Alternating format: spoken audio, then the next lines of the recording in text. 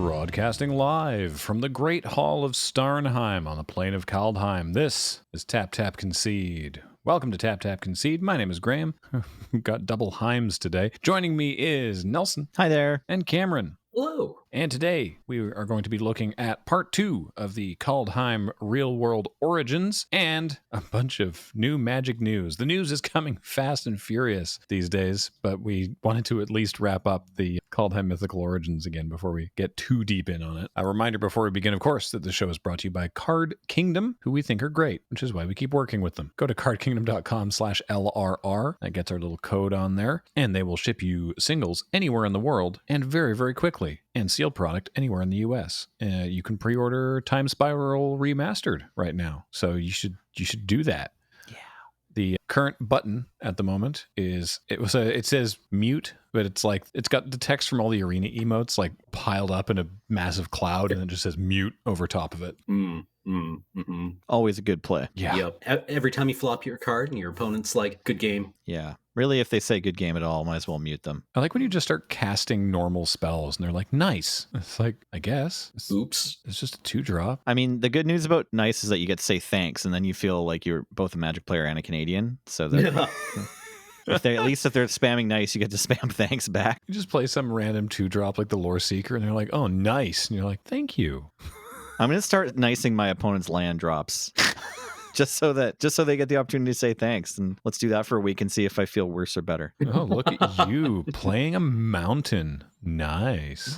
Nice choice of art for that mountain. The show is also brought to you by you, and you are nice. We don't know why. By supporting our Patreon at patreon.com/loadingreadyrun. All right, so 3 episodes ago was part 1 of this. If you missed that, you probably want to go back and check it out because there's a lot of context in that episode. That was a lot of sort of setup and world building and broad strokes of the real world myths and folklore that inspired the top-down design of the cards in Kaldheim. And then we started going into some individual cards in specific, and we're going to pick up where we left off with cards in the letter C, and we're going to talk about some of that. And a reminder, this was provided by listener Troels, who put together a big old list of information because they know a lot about it, and it's a big area of interest for them, and really appreciate your help with that. So we're going to start off with Cosmo, God of the Voyage / the Omen Keel. And Troll says that the closest analog is Njord, God of the Sea, as being both, blue and sea related. We know from the web fiction that the Omen Seekers pray to Cosmo, so we can probably assume that Cosmo is the helpful version of a sea god, which the actual Norse sea god is not. Traditionally, I think sea gods are not generally friendly folks, at least certainly not in Greek myth either. Yeah, they're kind of like arbitrary. Sometimes they just kill you because they feel like it. Mm-hmm. I mean, this is really supported in like at least my own and probably most people's instinctual response to water. Like any body of water bigger than my hand, I just fear and respect. Yeah, that's reasonable. And the Omen Keel draws on the long practice of giving ships awesome fancy names. For example, or Murin Langi, or the Long Worm, which was a real ship, the real-life Norwegian king Olaf Tryggvason's famous longship. Now, it's mentioned that the ship pictured on the card has 2 sails, and if you want to be strictly accurate, it should only have 1 sail. Trolls also points out that both the Omen Keel and the Raider's Carve find new land. Yes, I enjoyed that a lot. Hadn't actually picked up on.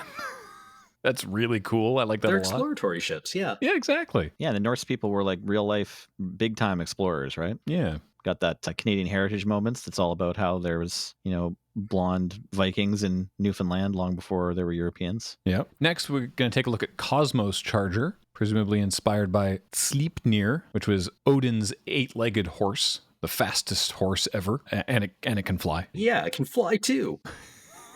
It just can fly. In the myth, Sleipnir is the offspring of a Jotun's enormous workhorse and Loki in the shape of a mare, which I guess means Loki would have given birth to it. Sounds like it. So that's a neat trick. Loki gets up to a lot of shenanigans. Cosmos Elixir is a stand-in for Idun's Golden Apple of Youth, which has a similar effect because the elixir doesn't make the gods immortal. It just extends their life. And if you lose the elixir, then eventually you'll just die to normal damage. The Craven Hulk, which I just love as a card, the giant coward. Decent draft pick too. It's good. I like Craven Hulk mechanically as a card, but also just like the art of the, it took a while to be like, wait, what is actually the art here? And it's this big sort of stone giant hiding behind the mountain peak with the goat on it. I need you for support. That's my emotional support goat. Yeah. The reference here is that a Jotun named Hrungners was having a duel with Thor, and so the Jotnar created a fighting companion for him, which was a giant made of clay named Mokrkalf, who was 9 miles wide and 3 miles tall. 25 tons of American pride. Yeah.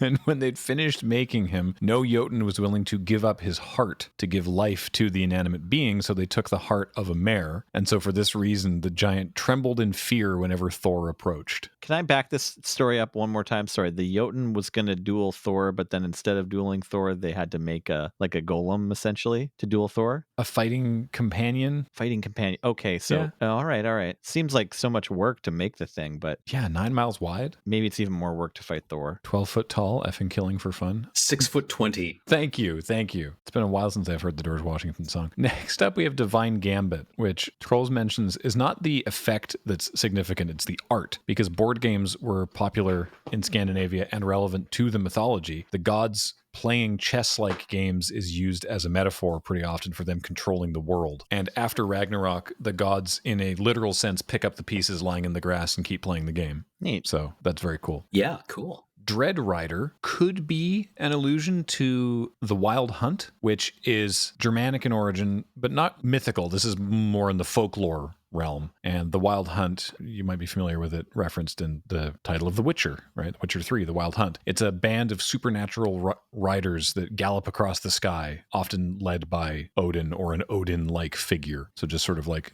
spiritual knights. I feel like 7 toughness is a big deal, but I haven't played this one yet. I think in practice, like in draft, it's fine.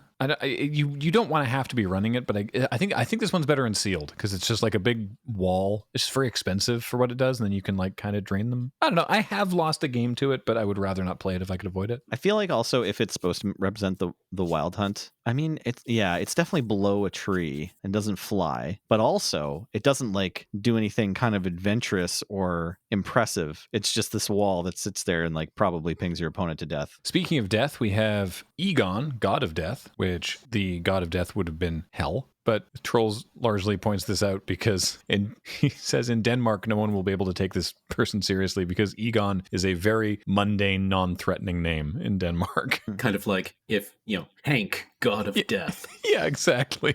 I am Bruce, the Almighty, etc. Yeah. Now, Essica, the other hand, is a stand-in for a couple gods, Freya and Idun. Freya because of the card Essica's Chariot, which is being pulled by 2 cats, just like Freya's Chariot. And Idun because Essica brews the Cosmos elixir, which keeps the gods eternally young, and that's what Idun does with the golden apples. So this is sort of a combo god. The prismatic bridge is Bifrost, which is the rainbow bridge that connects the realms, also seen in the Marvel movies. The funeral longboat is classic Viking boat burial, although it's pointed out that this lacks one of 2 things, the boat actually being buried in a grave or being set on fire. Yeah, I feel like this would have been wild if you had to exile a creature from a graveyard to pilot it, and then it died at the end of turn. I don't know how that's even remotely good. It seems like a very bad card, but maybe I love it. Maybe it could have more power and toughness. Maybe it could be bigger, yeah. This would have been like a Fallen Empires kind of card, I feel. Mm-hmm. Maybe in Legends. It would have made a ball lane. Like, yeah, you light the boat on fire and you send it down the river at your opponent, and then, everything dies. I think we assume from Return Upon the Tide that in Kaldheim, this is what they do. They put them in the boat and they just let the boat go out to sea. But yeah, in real life, they either set the boat afloat and lit it on fire, or they just buried the entire ass boat. I hadn't heard of burying the boat before. That's cool. Yeah, there's one of the most famous Saxon burials that's been unearthed, which is not quite Viking, but it's, like when they came from Scandinavia over to what is now the UK, the Sutton Hoo burial. The little mustache. Yeah, the helmet with the mustache. I love it. This massive boat that was found in like the middle of England somewhere in like a field. And it's just a whole boat, which seems like such a pain. to bury an entire boat, but here we are. Is there any truth to the like beginning of the 13th Warrior where they like throw a maiden onto the ship while it's burning? I don't think so. All right. That's not mentioned here, but that sounds like BS. It very well may be. I am just quoting a okay Hollywood movie here. Yeah. No. Oh, don't worry. I wasn't holding you personally responsible for the 13th Warrior. Okay, cool. I will continue crushing on Antonio Banderas over here. Oh, yeah. No, please. Finn the Fangbearer is almost certainly a reference to Thor's feud with Jormungandr. He once went fishing for the serpent, and their fight ended without a clear winner, as Thor's companion was frightened and cut the fishing line. Thor and Jormungandr were bitter rivals and are destined to take each other's lives at Ragnarok. This interpretation is supported by how Finn is described in Nico's web fiction, the showcase art for this card and Koma's card. So it's like they're this guy and the serpent. So it's not saying Finn is Thor, but like this is a reference to like the feud between Finn and Koma is referencing the feud between Thor and Jormungandr. Finn is Thor. Got it. Yep, sure. Go for it.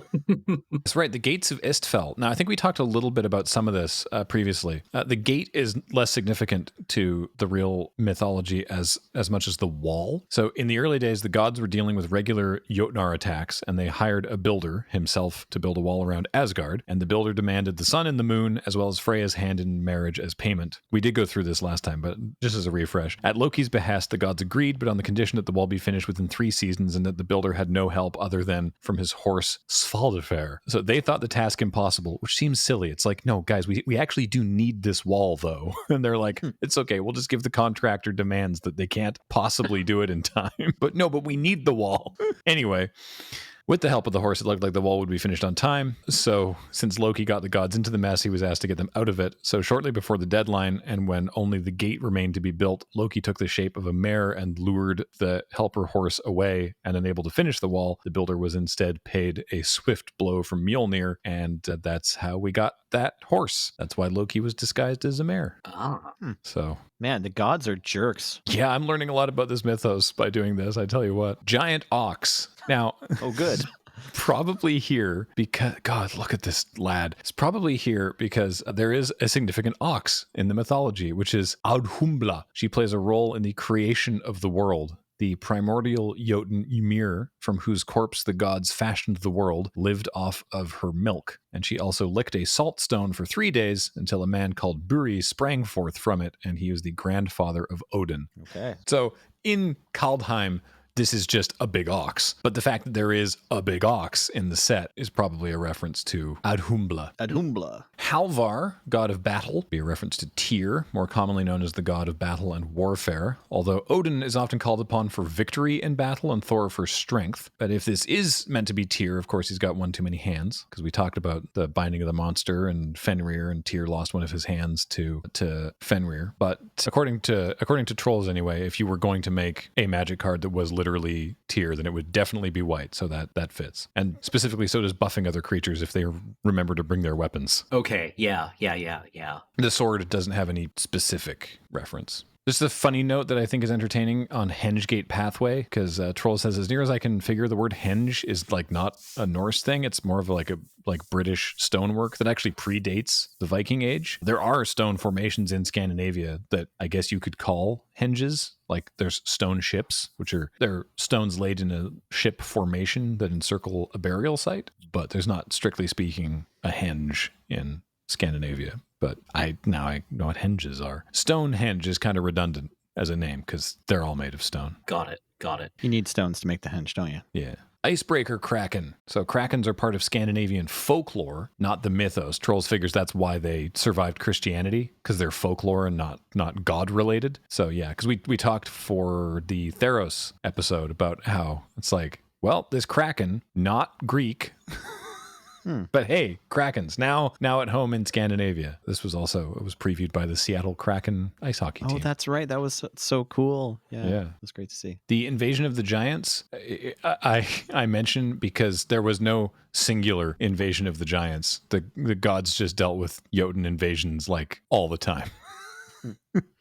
Just constantly, until they built that wall. Every week at Friday at 7 p.m. on PBS or whatever, right? All of the Forsaken, I mention only because fans of Skyrim will know that Jarl is a noble title, lower than king. It's the equivalent of of an earl. And so it's kind of weird that there's only one Jarl in the whole set, and it's just like some guy, some zombie. So it's a little weird, but anyway. He's like a zombie assassin too. He doesn't like make tokens or, hold others in fealty under him. Just comes in and kills your dude. Yorn, God of Winter. There's not really a clear analog for this. Apparently the closest thing to a God of Winter is probably Skadi, the Jotun woman who married Njord, God of the Sea, and she's associated with the mountains and winter. So Yorn could be a reference to her. Is Yorn the new sexiest like male figured magic card? I don't know. Has Yorn upended Oko? It's got to be up there. Yeah. Different energy. God of cold times or no, there's certainly a warm place near him. Cole, the Forge Master. We talked about how there was a lot of dwarf mythology that was created or amplified by Tolkien, but I hope I was also clear. A lot of people were correcting me on that point that I might have made it sound like it was a wholly Tolkien invention, which it's not. The dwarves were, in the folklore and the mythology, were amazing craftsmen and made lots of interesting things. The direct inspiration for this would probably be Brok and Etri, the forgers of,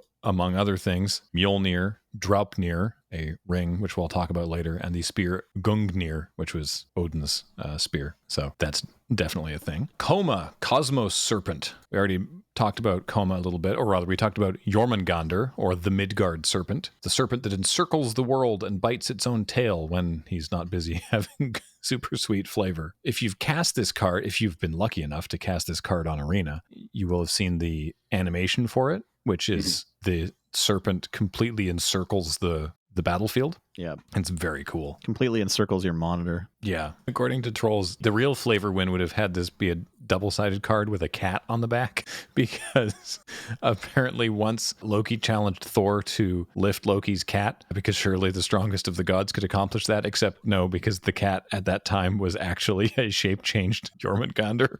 This cat is unusually wiggly. Yeah. That we can learn anything at all about these gods when they just like are in a different shape every day. The Pyre of Heroes, Viking Funeral Pyre, very on brand. One of several ways that your body could leave the world. We already mentioned the burial mounds and the ships, setting them on fire or burying the ships, or the stone ships that I mentioned earlier, but also you can build a funeral pyre. I already talked about Raider's Carve a little bit. A carve is a type of longboat able to navigate shallow water. It's so shallow, like the keel of it is so shallow that once the keel hits the shore, then it's shallow enough to jump off and walk. Okay. Really good for getting right up close. Yeah, I imagine it's also pretty quick to get on and off, right? So that's why it's the getaway bus. We talked a lot about things turning into birds. Bird form is sort of very popular in the myth. Raven form, the card, just sort of, that's very on point. Just things turned into birds a whole lot. Ravenous Lindworm. Now we talked a little bit before. So this is a Norse dragon, essentially. They're wingless, sort of like a large snake serpent with a dragon's head. It spews venom and bile, and its blood is poisonous, and it often guards treasure. Because we talked about dragons and how there are 2 dragons in the set, but dragons, the big winged dragons like Wingspan Dragon, that's not really a Norse thing. This is more sort of what they had. They had lindworms. Apparently the life gain is an odd choice. Death Touch would have been more flavorful. Also, it would have been way less irritating for the aggro decks that I run. I guess they probably decided they were going to print Thragtusk at common in this set first, and then tacked on, some sort of appropriate flavorful beast second. Yeah. So Redane is it's a Valkyrie god. So there's no actual real counterpart there. You could argue there's a bit of Freya in there because she receives half of those fallen in battle in her halls at Folkvanger, but that's sort of not really much else to go on, considering there's already a Freya kind of in the set, and the shield doesn't really have a direct reference either. So I love this next one, Replicating Ring. This is so cool. So I mentioned Draupnir, the dwarf forged ring that belongs to Odin, and once every 9 nights, the ring, so it's called Draupnir, which sounds much like the word drip, because once every 9 nights, it drips off 8 identical rings. But those rings do not multiply. And so this is completely the flavor of the actual myth, which is amazing. Yeah, it's amazing that even something so niche, like something so precise as like an artifact could have, a very exact port over to Magic cards. So yeah, well done, R&D, I guess.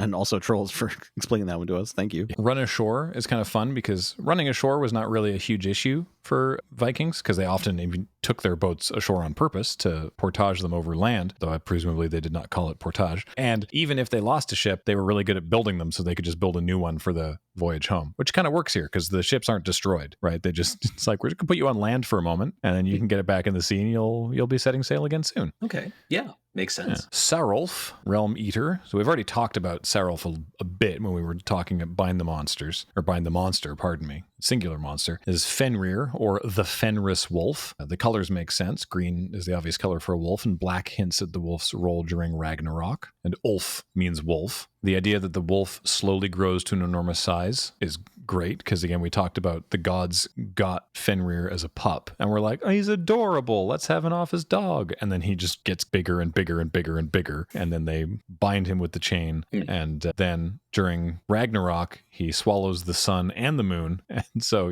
it's just the dog gets bigger and bigger and bigger and then destroys everything. I remember now what this reminded me of, and it's all those stories about people buying a potbelly piglet.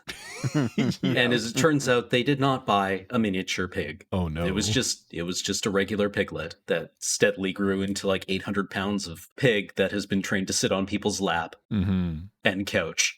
Oof. Showdown of the Skalds. Troels says, I don't know about the word showdown. That's sort of an aesthetic preference, but Skalds, who we mentioned were poets, would often compete against one another to see who could come up with the best poems on the spot.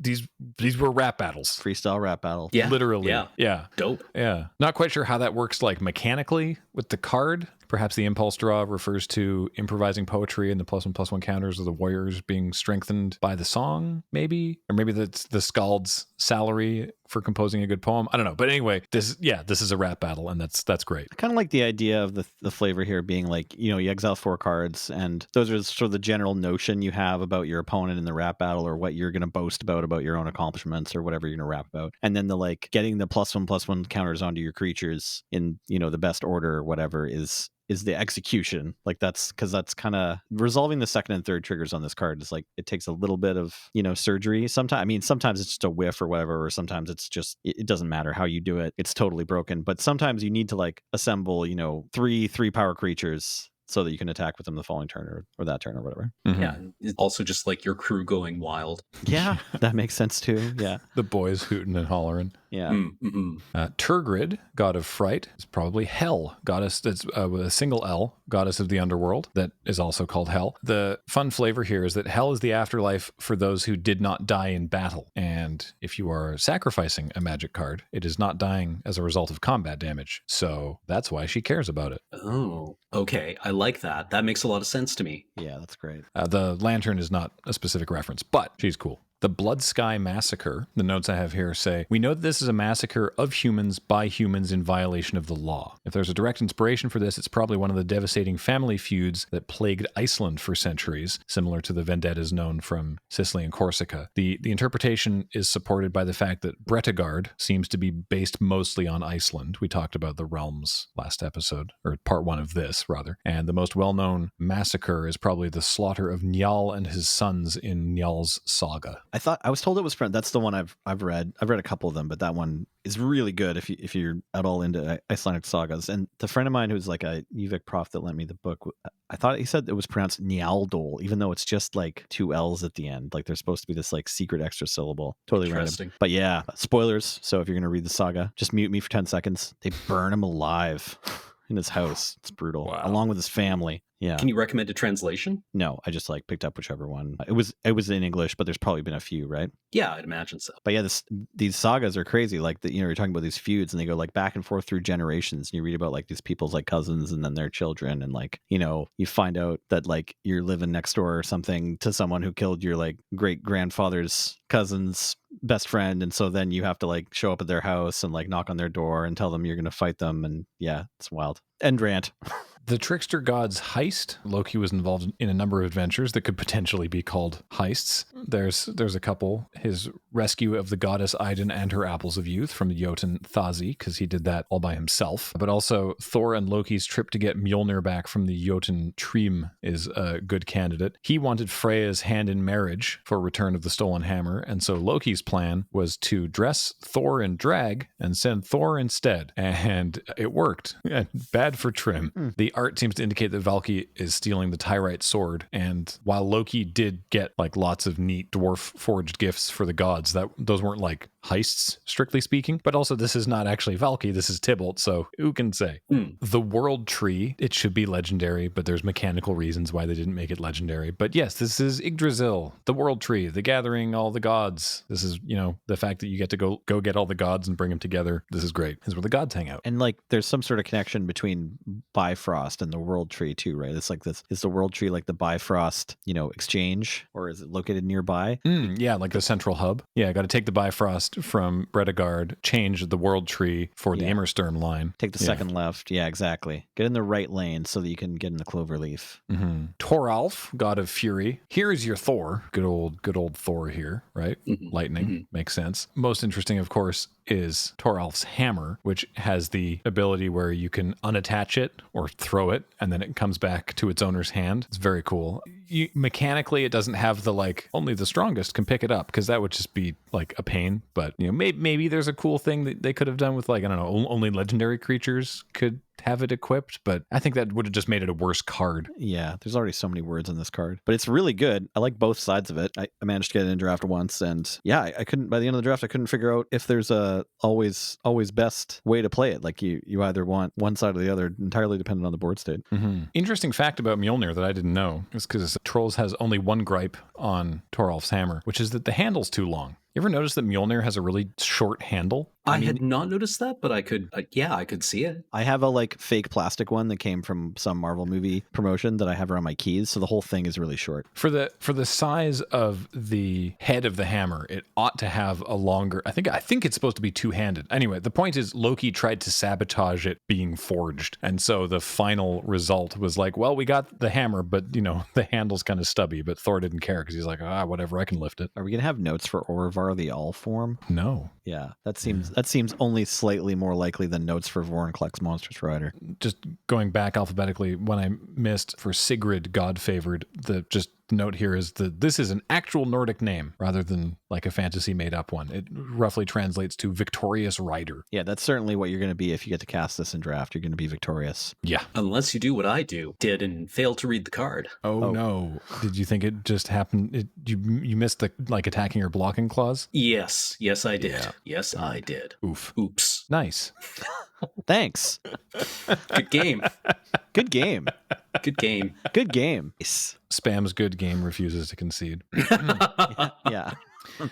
So I don't think we need to talk anymore about Valky, because we've talked extensively about how Valky is Loki, and I do like that we have Valky, the god of lies, who himself, even to the other gods in Kaldheim, is a lie, because it's actually Tybalt in disguise. I think that's great. And then we will wrap up with Vega the Watcher. And Troels says, if Norse mythology has a legendary bird that sits around watching things, it is the eagle that sits atop Yggdrasil. Vega is an owl, but that's fine, because it doesn't need to be. Owls are sweet. They're both mythical birds of prey. Exactly. Wait, no, they're not myth. Owls are real. Owls are real? I gotta go. Don't go outside. I need to go save my family. Does anyone have any boards and nails? So that's sort of the big hits from all of these notes that Troels very kindly provided, and I thank you so much for doing so. This was a blast. I learned a lot, and I hope that you listening at home did as well. Thanks very much, Troels. Yeah. Can't wait to do one of these episodes about Lord of the Rings? ? Oh boy. We're transitioning into talking about Magic news now. But can you wait for me to do one about 40K? You'd better. Yeah, really. I'll have to go to my parents' house and dig my old Rogue Trader books. out of the crawl space. I like the idea of doing one of these episodes where it's like, here's the origins of the cards that we see, and there are new Magic cards that are a spin-off on these other fantasy tales. You know, the way that we take the real mythos of Scandinavia and then like turn it into Kaldheim, right? Like, what if Magic Middle Earth? So it's like a bunch of like not actually Gandalf and Frodo, but other cards that seem like it. Sorry, hella tangent from me. Definitely going to do a Warhammer episode. So to fill everybody in, a bunch of news came out this week from Wizards of the Coast. One is the introduction of Universes Beyond, which is what they are calling collaborations with intellectual properties and brands beyond Magic and D&D. And the Walking Dead Secret Lair is sort of being like retroactively sort of looped into this. It's like, yes, that was technically the first one. As we suspected at the time, we sort of talked about that. We're like, there's going to be more stuff about this, but hopefully it makes more sense than Walking Dead. And you've already heard us talk about it, but like Lord of the Rings, yeah, sure, that kind of tracks. Warhammer 40K, I mean, heck, why not? Why not? I mean, we had Godzilla. I don't know. Like, so what they announced in specific was Warhammer 40K commander decks. I don't know how many. Because I didn't see I think it was an investor call or a press release or something. I don't actually know exactly how many commander decks. And also an entire Lord of the Rings inspired set, which is a lot. Yeah. Drafting Nazgul. The Universes Beyond cards will not be standard legal, but that's all they've said. So anything beyond standard, I guess, they're fair game. So maybe the LOTR set will be like a master set kind of? I guess, yeah. Yeah, I guess. The Forgotten Realms set, that's not part of this. Because that's still a Wizards of the Coast thing. So Universes Beyond is for worlds outside those built by Wizards of the Coast. Okay. And they also answered it's a question I hadn't even really considered. Is the Forgotten Realms now canonically part of Magic's multiverse? And the answer is no, currently. That could change. But right now the answer is no. Okay, fair enough. Yeah, no, I'm very I'm a 40K nerd. I'm a Warhammer nerd. I come and go with it, but I'm really happy about this, I think. I mean, it's a whole new place for everyone to just play Space Marines all the time, I guess. Yeah. It's like, what are you rolling? Oh, I have an Ultramarines list. Oh, how nice. But, I was thinking last night, like, what would be the color identities for everything, right? And the joke would be that everyone would have, like, a tinge of... everything would be splashing black for the Grimdark. Right. But, I could easily see a world where, like, you have a Robot Guilliman deck that is mono white, right? Maybe with like an additional like substitution commander that is Marnius Calgar, and then the black deck would be Abaddon and the 13th Black Crusade, or one of the Demon Primarchs, and the red deck would be Gash Skull, it would be the Orc deck, and the blue deck would be the Eldar, and then the green deck, which represents nature and the power of the natural world, would I guess be the Tyranids, but they don't really have like a flagship character, just called the Hive Mind, I guess. Are the Tyranids kind of like the Zerg or like the aliens from Alien? The Tyranids are an extragalactic super predator that it has been heavily implied are here to eat both the Astronomicon, which is the psychic beacon set up by the Emperor that allows humans to navigate in the warp, and might also just be here to eat the Eye of Terror, which is the vast real-world overlap with the warp caused by the psychic birthing pains of the Chaos God Slaanesh. Their warp... I followed that. They eat psychic stuff. Okay. Right? Okay. The Tyranids seem to eat psychic stuff, and these are just two enormous, like, psychic presences in the universe. So, it took them a while to get here, but they're here. Otherwise, they're bugs. They come around, they eat all of your planets, and then they make more bugs. No adequate defense against them has yet been found. Okay. Although one Inquisitor did bank shot several hive fleets into Orc space, and therefore solving both problems for all time, because those are both two cultures that don't get stronger through conflict. Okay. So I can't wait for this episode. Yeah. Yeah, that was just me spitting from the hip. Yeah, no, I've got books. Imagine what we can do if we give them a week to prepare. Yeah, give me a week to prepare and I'll write it up the night before. I mean, so obviously, you're a fan of 40K. I like Lord of the Rings. Like, is this sweet, or is this at the end of Magic as we know it? Because there's only two options, right? You've seen the internet. Yeah, no, I mean, like, sure, I assume that at some point I'll be giving Ramirez Di Pietro a bolt gun. I don't, to a certain extent, like the suspension of disbelief in Magic is a lot of fun, right? We all enjoy the fiction, we all enjoy the background, the lore, we enjoy the narrative of the game. And bringing in other things that don't fit with that is a little silly, but it's a silly game, right? I'm okay with it because I'm not invested with it as a coherent and sacrosanct universe. It's a card game about wizards summoning monsters and somehow drawing their magic from the land. I don't know why it's not all green then, but we'll blank that. Now I'm actually kind of curious what land in the 40k commander decks will look like. Anyway, it doesn't bother me, right? Like, it doesn't bother me. It's a little silly, or a little like above the standard level of silly, but I mean, I'm kind of here for it. That also comes from a place as someone who really likes Warhammer. Right. So I assume if you have no idea what this is and somebody just like, cyclonic missiles, I don't know, your Questing beast. Yeah, your questing beast, you're going to be like, this sucks. This is stupid. I hate it. Yeah, I have a question for you. Is there a Warhammer 40k character or army that if it doesn't get the treatment you kind of are hoping for, you'll be like super despondent? Like, are they going to ruin the 40k for you aside from ruining Magic? No.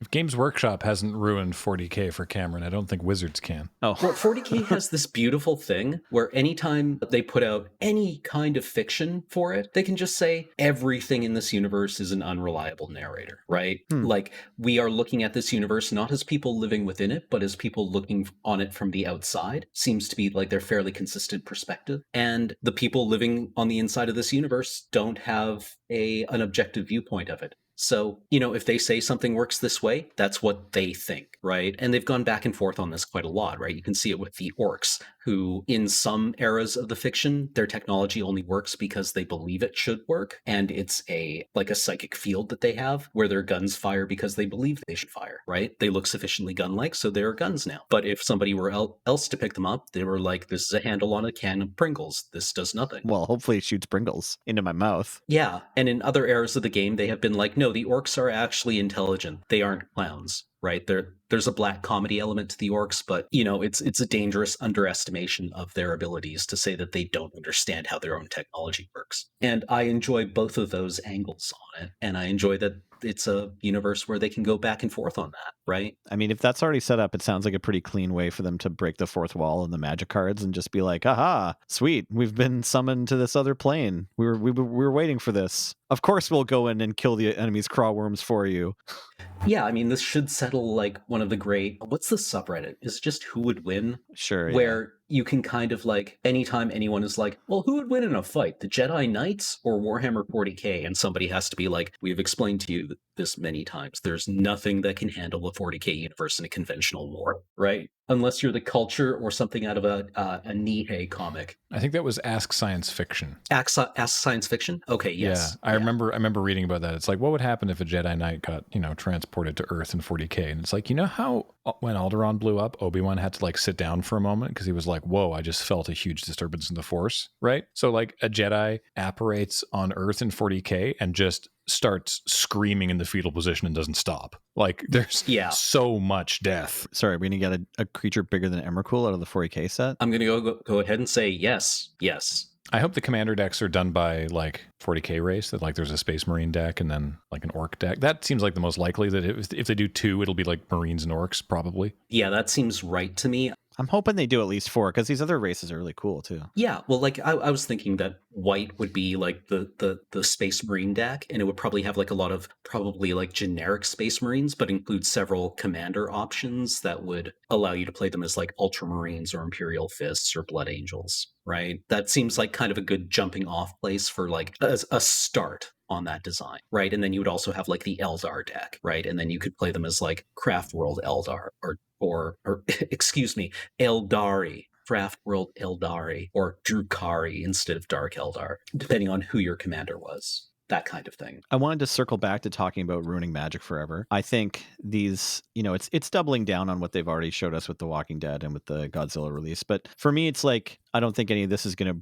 break my enjoyment of the game any more than just that first, buy a box picture of Godzilla and like he's climbing up a skyscraper and there's helicopters whirring around him and it's like an official Magic card, right? Like that, to me, it's not going to get any worse than that, right? Like for like getting outside of the regular purview of the game, like the feel and flavor of the game, like, the 94 aesthetic or whatever. So anyone who's bothered by these cards would do well to remember that they should have been just as pissed off back in Ikoria.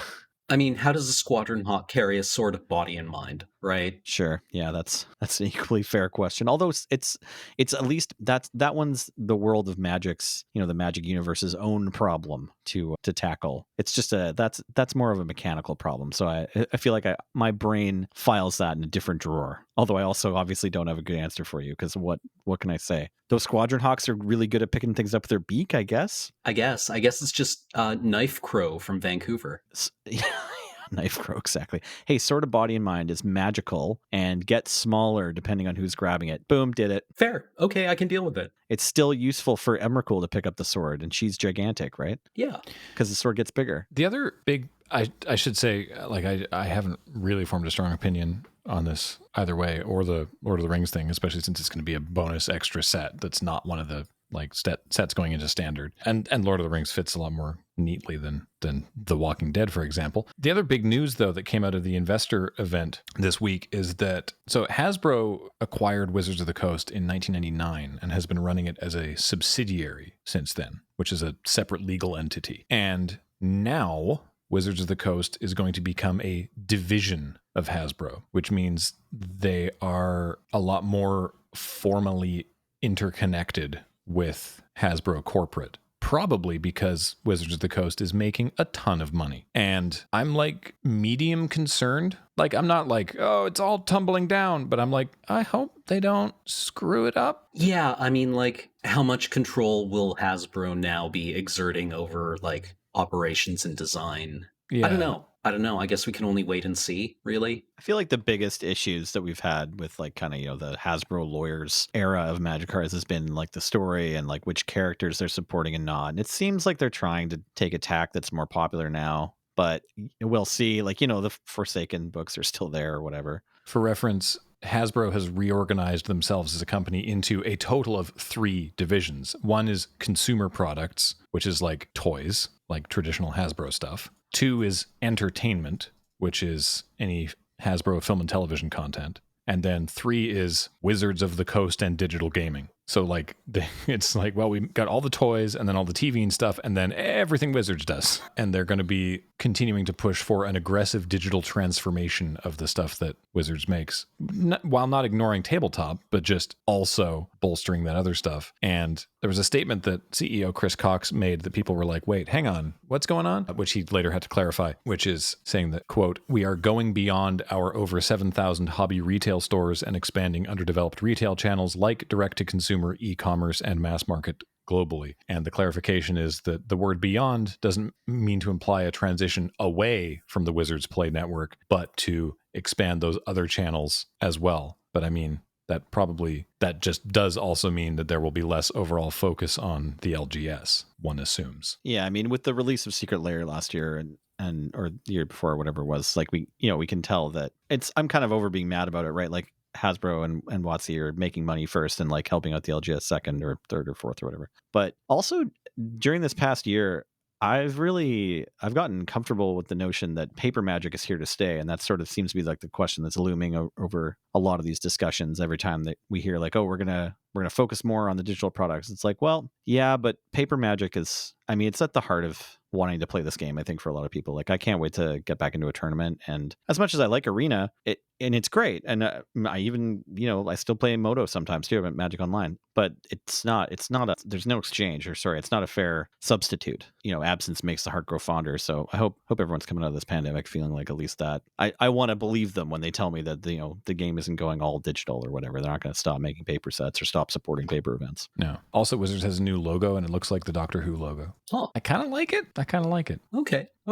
It's different, meaning that obviously that's bad, but Well, if you want to check out some other things that are different and obviously bad, go to cardkingdom.com/LRR and buy whatever magic cards you don't already have. Those ones are different than the ones that you have. And therefore, they're going to be worse because you already have all the good ones. But hey, let them know we sent you and ask for a 1-inch button, please. You don't have that 1-inch button yet. It's going to be worse than the 1-inch buttons you already have. It says mute. I appreciate what you're going for. Solid transition, honestly, Nelson. Like, not, yeah. But to clarify, nothing at Card Kingdom is bad. They only sell good things. That's where I was going with that, but that was really funny. Also, we are supported directly by you, and I guess if we carry this forward, you are the ones who are bad here.